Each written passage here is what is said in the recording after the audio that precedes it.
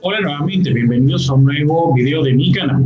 En el día de hoy vamos a hablar un poco sobre lo que son los ángulos y su importancia en las temáticas que vamos a desarrollar este año en el área de trigonometría.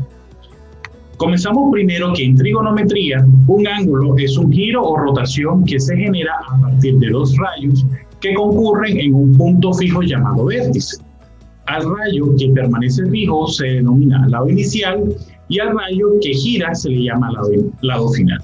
Para poder entender un poco esto, entonces, lo primero que voy a explicar es cuál sé yo, cuál es el lado inicial y cuál sé yo, cuál es el lado final de un ángulo. Entonces, para esto, voy a tener en cuenta lo siguiente. Si bien es cierto, en esta gráfica que estamos viendo aquí, tenemos tres elementos importantes. Uno es el lado inicial, que es este que estamos viendo aquí, este que le estoy en estos momentos indicando. El lado final, que es esta flecha de color verde, y el vértice, que es precisamente el centro o el punto donde encontramos el lado inicial y el lado final. Entonces, básicamente, ¿cuál vendría siendo el ángulo? El ángulo vendría siendo el espacio generado entre este lado inicial y este lado final. ¿Cómo podemos nombrar normalmente un ángulo o cómo podemos nombrar este ángulo en este caso? Para poder nombrar el ángulo tenemos básicamente tres formas. Entonces las voy a poner aquí para tenerlas en cuenta. Tenemos tres formas de poder nombrar. ¿Listo? La primera forma de poder nombrar este ángulo que yo tengo aquí es utilizando los puntos ubicados tanto en el lado inicial como el punto vértice o como el lado final, ¿vale?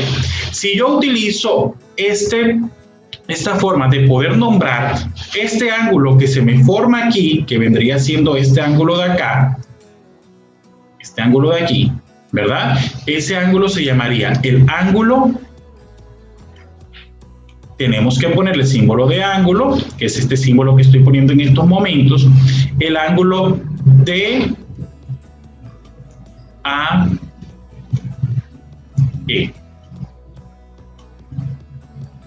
Ahora, ¿por qué lo pongo en mayúscula?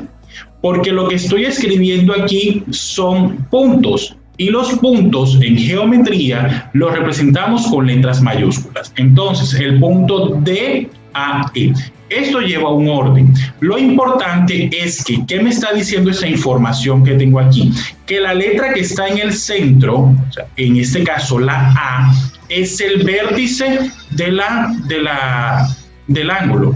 Entonces, para este caso, nosotros tenemos lo siguiente. Ya yo sé inmediatamente que tanto D como E son lado final y lado inicial respectivamente y que A vendría siendo el vértice de este ángulo.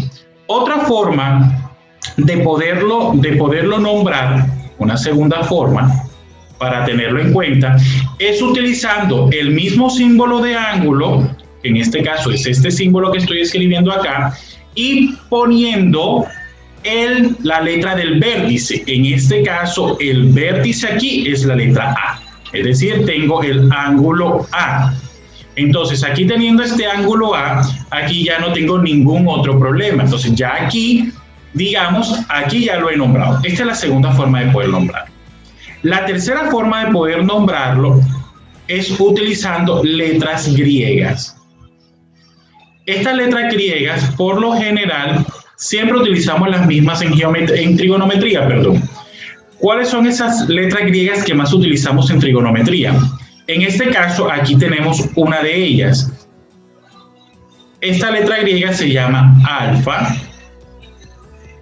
También utilizamos esta otra letra griega que se llama beta.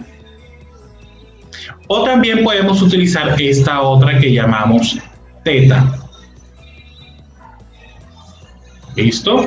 Estas son las tres letras que más usamos en trigonometría para denotar a un ángulo. Claro está, ustedes pueden utilizar las que ustedes más quieran o las que a ustedes más les guste. De igual forma, si lo nombramos de la primera forma, que es utilizando los puntos ubicados en cada uno de los lados, tanto inicial como el vértice como final, está correcto. Si utilizamos para nombrarlo solamente el vértice, está perfecto. Obviamente antecedido del símbolo de ángulo. O si lo queremos llamar únicamente por estas letras griegas, también está bien. Normalmente en trigonometría siempre utilizamos estas letras griegas, ¿sí? ¿Con qué fin? Con el fin de poder hacerlo de una forma mucho más rápida y una forma mucho más fácil. Entonces, en este caso, en este ejemplo, estamos viendo las tres formas de cómo nombramos un ángulo. Entonces, voy aquí en estos momentos a ir borrando para pasar a la otra parte. Entonces, ya sabemos, tenemos tres formas de nombrar.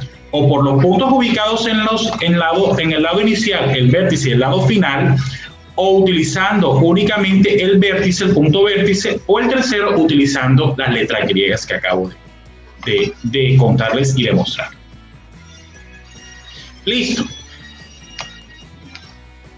Para también tener en cuenta en la trigonometría, un concepto clave es el concepto de ángulos en posición normal. Un ángulo alfa, ya dijimos de que este símbolo que está aquí lo leemos alfa, porque esto es un ángulo. Un ángulo alfa está ubicado en posición normal o canónica si está representado por un sistema de coordenadas cartesianas. Su vértice coincide con el origen del sistema y el lado inicial coincide con el semieje positivo de las abscisas. Además, si un ángulo está en su posición normal y el lado final coincide con alguno de los ejes coordenados, entonces se le denomina ángulo cuadrantal. Vamos a explicar un poco más detallado de pronto todo este concepto. Básicamente, ¿qué es un ángulo en posición normal? Lo primero que nosotros tenemos que identificar para poder saber qué es un ángulo en posición normal es ¿qué es eso del semieje positivo de las abscisas? Es lo primero que yo debo saber. Recordemos que los ejes coordenados de un plano cartesiano están formados por los ejes X y por los ejes Y. Al eje X también se le conoce como abscisa, es decir, que la abscisa es el eje X, ¿verdad? Y el eje de la Y también lo conocemos como ordenada, normalmente, ¿sí? Pero, digamos, en nuestro vocabulario cotidiano siempre decimos eje X y eje Y. Pero ya sabemos que el eje X, que es este eje que les estoy mostrando en estos momentos, se le denomina abscisas. Es decir, me están hablando del semieje positivo de las abscisas, o sea, el semieje positivo de las X. Es decir, me están hablando precisamente de este segmento de recta o de este segmento del plano. O sea, me están diciendo, tienes que tener en cuenta el semieje positivo de las X, que es este que les estoy mostrando en estos momentos. Adicionalmente, que su vértice esté en el origen, o sea, aquí en el centro, y que si yo comienzo a rotar desde este semieje positivo de las X, con vértice en el centro, el ángulo que se me forma es un ángulo en posición normal.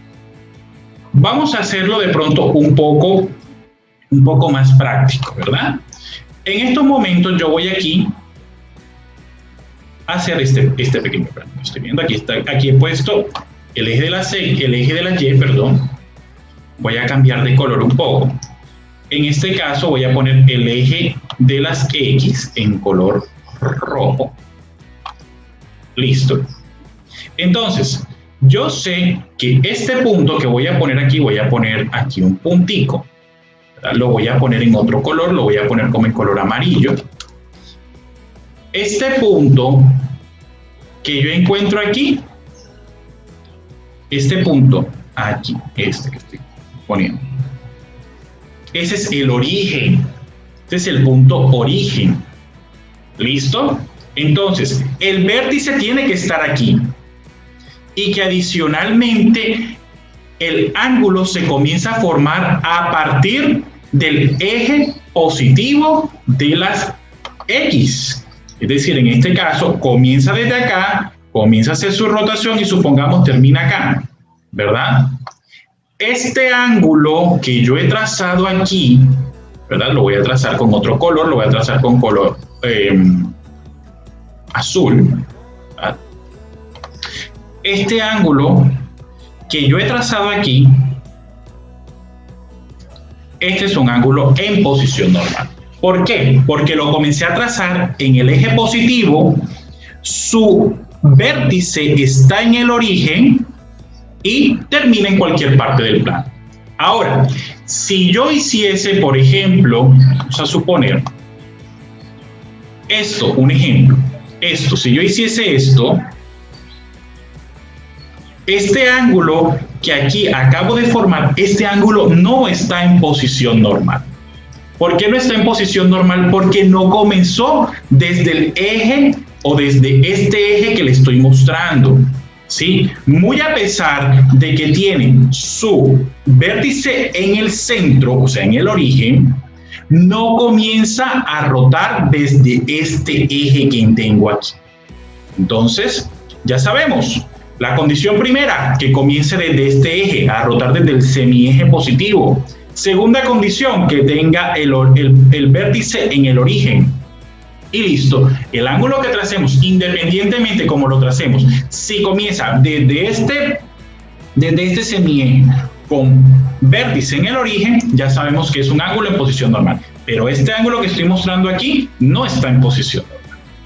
Entonces, eso es para tenerlo muy en cuenta al momento de poder conceptualizar la temática de, la temática que tiene que ver con el ángulo en posición normal. Entonces, procedemos. Un ejemplo. Nombrar cada ángulo e indicar el cuadrante en que se encuentra y luego indicar cuál es su lado inicial y cuál es su vértice. Entonces, en este caso, tenemos lo siguiente.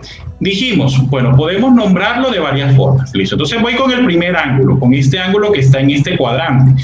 Damos primer cuadrante y segundo cuadrante. ¿Listo?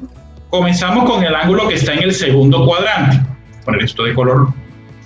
Entonces, el ángulo en el segundo cuadrante. ¿Listo?